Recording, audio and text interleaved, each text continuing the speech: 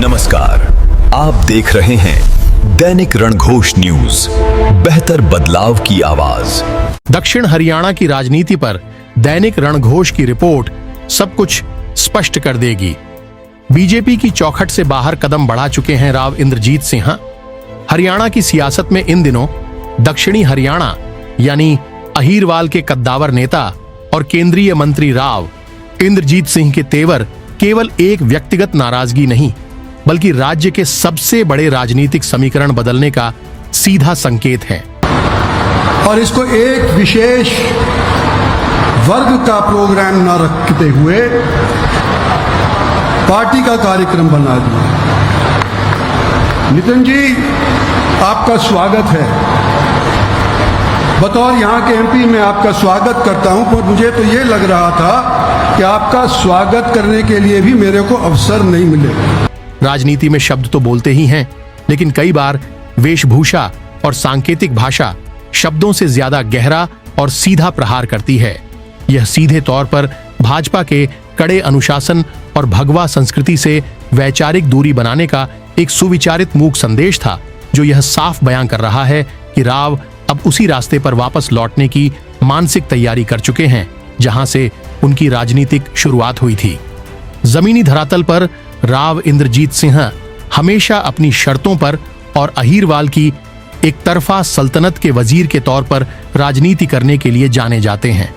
अपने लंबे राजनीतिक सफर में वे दबाव की राजनीति के जरिए विरोधियों को हाशिए पर धकेलने में काफी हद तक कामयाब भी रहे हैं और उनके शिकार हुए नेताओं की एक लंबी फहरिस्त भी रही है। लेकिन तार्किक विश्लेषण यह कहता है कि मुख्यमंत्री नायब सिंह सैनी के कार्यकाल में भाजपा आलाकमान की रणनीति पूरी तरह बदल चुकी है। राव संगठन और सरकार के भीतर जिस तौर तरीके और दबदबे से अपनी भूमिका चाहते थे, वह समय के साथ बहुत तेजी से कमजोर की गई है।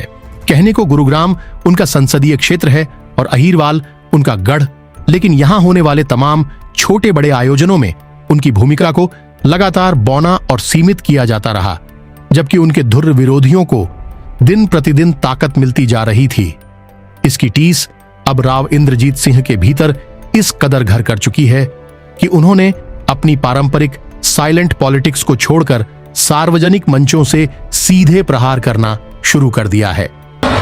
कि सिर्फ पंजाबियत के ऊपर या सिर्फ इसको राजनीतिक तौर के ऊपर लेने के लिए आप लोगों को, खास तौर पे जो ये कार्यकर्ता के आयोजित करने वाले लोग हैं, उनको सोचना चाहिए कि सिर्फ पंजाबी नाम के ऊपर अगर कोई इलेक्शन लड़ता है। इस राजनीतिक टकराव के पीछे की क्रोनोलॉजी को समझें तो कड़ियां साफ नजर आती हैं।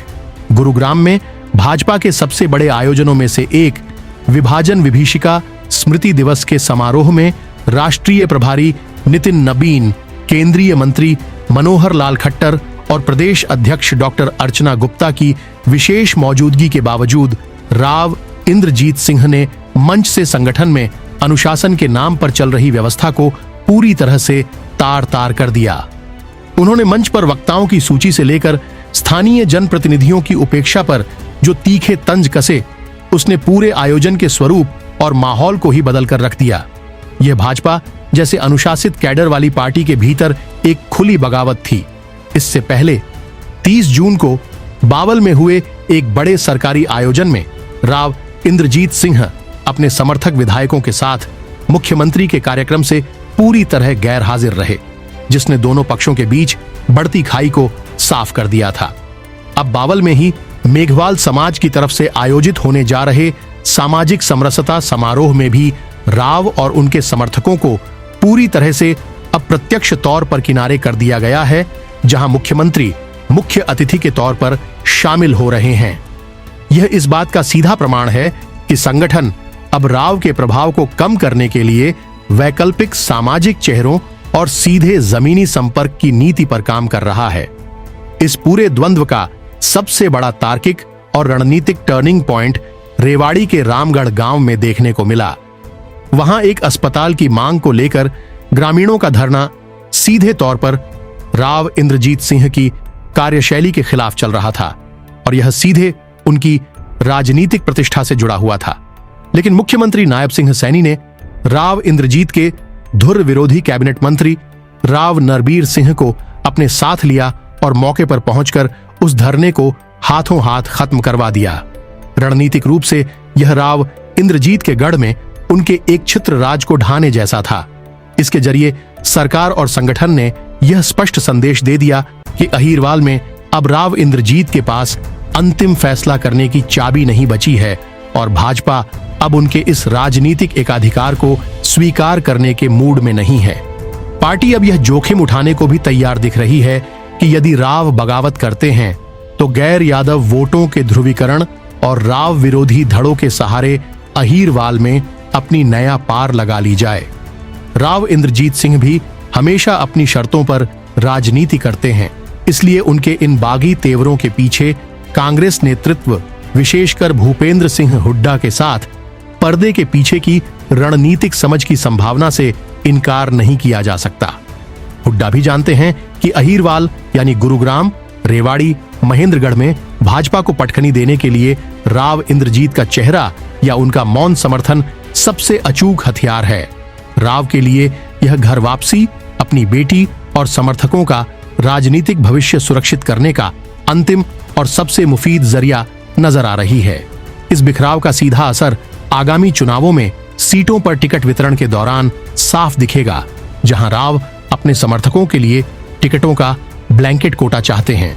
यदि भाजपा उनकी पसंद के उम्मीदवारों को दरकिनार करती है तो अहीरवाल की कम से कम 8 से 10 सीटों पर भाजपा के भीतरघात या खुली बगावत तय है। तार्किक और जमीनी विश्लेषण के आधार पर दोनों पक्षों के बीच बिखराव की स्थिति अब उस अंतिम मोड़ पर पहुंच चुकी है जहां से वापसी का रास्ता बंद है। राव इंद्रजीत सिंह मानसिक और वैचारिक तौर पर भाजपा की चौखट से बाहर कदम बढ़ा चुके हैं। अब अहीरवाल के इस राव के लिए भाजपा के भीतर बने रहना घाटे का सौदा साबित हो रहा है और वे बस एक सही समय और सही बहाने का इंतजार कर रहे हैं ताकि एक बड़ा धमाका करके अपने पुराने रास्ते या किसी नए स्वतंत्र विकल्प की ओर बढ़ सकें। जो आपके माध्यम से ये कुत्ता खींचने वाले जनरल साहब आगे, ये जनरल साहब ये पहले ही नहीं बुलाते मेरे को, ये इतना ही बुला दिया वही गनीमत है। और इस चीज के लिए निबिन साहब आपका धन्यवाद करता हूं और हमारी मैडम का धन्यवाद करता हूं कि पार्टी का प्रोग्राम नहीं होता तो ना मेरे को बुलाया जाता और जिस तरह से मेरा नाम भी नहीं था इसके अंदर भाषणबाजी के अंदर तो मेरे को बोलने भी नहीं।